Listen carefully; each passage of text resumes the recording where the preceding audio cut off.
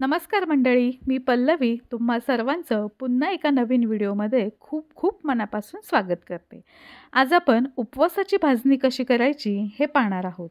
उपवासाच्या दिवशी पटकन काहीतरी झटपट आणि चविष्ट करायचं असेल तर हे भाजणीचं पीठ खूप उपयोगी पडतं। या पिठामध्ये आपण वरई, राजगिरा, साबुदाणा असे पदार्थ वापरलेले आहेत। यामध्ये फक्त आलं, मिरची, बटाटा घालून आपण झटपट उपवासाचे थालीपीठ किंवा कटलेटसुद्धा बनवू शकतो। त्यामुळे हे थालीपीठाचं पीठ नक्की बनवून बघा आणि ही भाजणी अगदी बनवायला सोपी आणि झटपट बनते आणि महिनाभर आरामात टिकते। चला तर मग खूप वेळ न घालवता आपण व्हिडिओला सुरुवात करूया। ही उपवासाची भाजणी बनवण्यासाठी एक मोठी वाटी भरून मी वरईचं तांदूळ घेतलेला आहे। याला भगरसुद्धा म्हणतात। त्याचबरोबर थोडंसं कमी एक वाटीला मी साबुदाणा घेतलाय आणि अर्धी वाटी मी राजगिरा घेतलेला आहे। आता कढई गरम करत ठेवलेली आहे।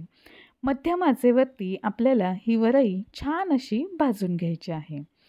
मध्यम आचेवरती आपल्याला ही वरई अशी हलकी होईपर्यंत भाजून घ्यायची।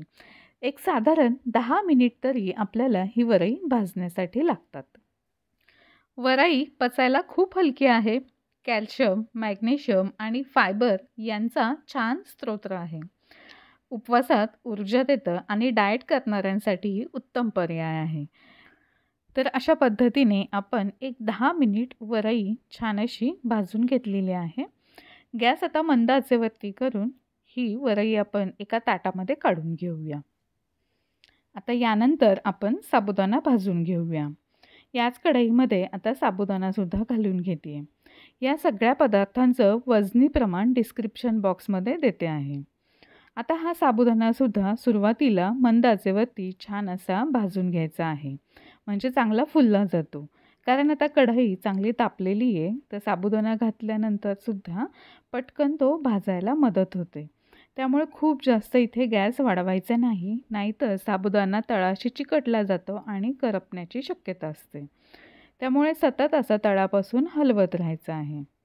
हा साबुदाणासुद्धा आपल्याला पटकन ऊर्जा देतो, कारण यामध्ये कार्बोहायड्रेट जास्त प्रमाणात असतात आणि साबुदाणा तसं म्हटलं तर पचायला सोपा आहे आणि उपवासात शरीराची ताकद टिकवून ठेवतो। त्यामुळे आपण हे उपवासाचं जे पीठ बनवतोय ते अगदी छान असं बनलं जातं। सर्व पदार्थ यामध्ये आपण घालतो, त्यामुळे ही उपवासाची भाजणी पौष्टिक बनते। साबुदाणा आता चांगला फुलला गेलेला आहे आणि पटकन भाजला गेलेला आहे। थोडासा होता त्यामुळे पटकन भाजला गेला। आता याच कढईमध्ये आपण राजगिरासुद्धा घालून घेऊया। राजगिरा तर इतर वेळेस खाणंसुद्धा खूप चांगलं आहे। राजगिऱ्यामध्ये प्रोटीन, कॅल्शियम आणि आयर्न असतं। त्यामुळे आपली हाडं मजबूत ठेवतं आणि ज्यांना रक्त कमी आहे किंवा ॲनिमिया आहे त्यांना हा राजगिरा खाणं खूप पौष्टिक आहे।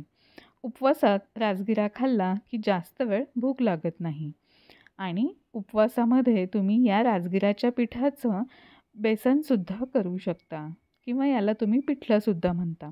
तर हे पिठलं करून खाल्लं तरीही चालतं।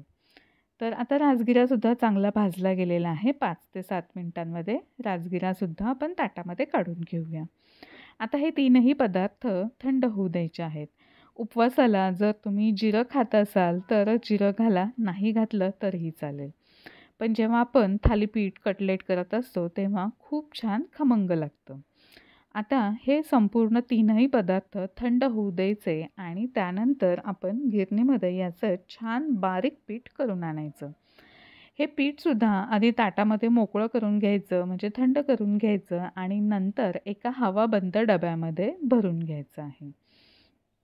तर अशा पद्धतीने आपण ही उपवासाची भाजणी केलेली आहे। या उपवासाच्या भाजणीपासून आपण थालीपीठ कसं करायचं अगदी पटकन ते सुद्धा मी दाखवणार आहे ते पुढच्या व्हिडिओमध्ये। आजचा हा व्हिडिओ तुम्हाला कसा वाटला हे कमेंटमध्ये नक्की कळवा आणि ही उपवासाची आरोग्यदायी भाजणीसुद्धा तुम्हाला कशी वाटली नक्की करून बघा या नवरात्रीच्या 9 दिवसांमध्ये। असेच नवनवीन व्हिडिओ घेऊन पुन्हा भेटूया। तोपर्यंत धन्यवाद।